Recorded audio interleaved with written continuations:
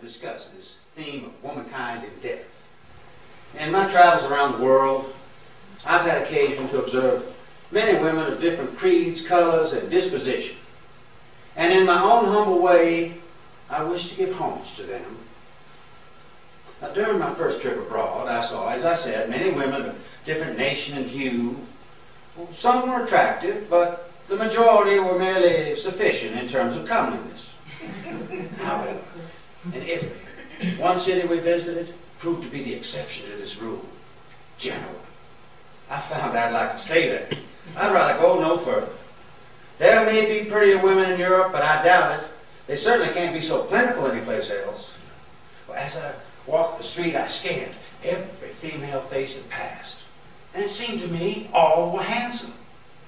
I'd never seen such a freshet of loveliness before. To be a belle in Genoa, a woman would have to be superhumanly beautiful.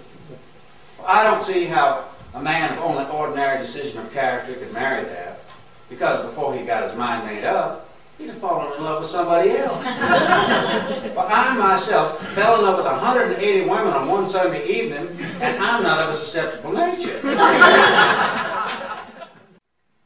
Years ago, I was a roving reporter for a San Francisco newspaper, and I was sent out to the Sandwich Islands on assignment. There, too, I encountered polygamy, but of a Kanakan kind.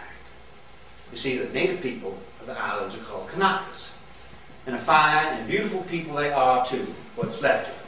But in former times, they practiced polygamy, but with a Polynesian variation. You see, not only a plurality of wives was customary, but a plurality of husbands likewise. Now, a woman of noble rank, many of them were supplied with 6 husbands. Now, a woman with this many husbands did not live with all of them at once, but lived several months with each in turn. And during this time, there was an understood sign over the door. But when the sign was taken down, it meant, "Next!" I'm sure I'm like many husbands here in this room.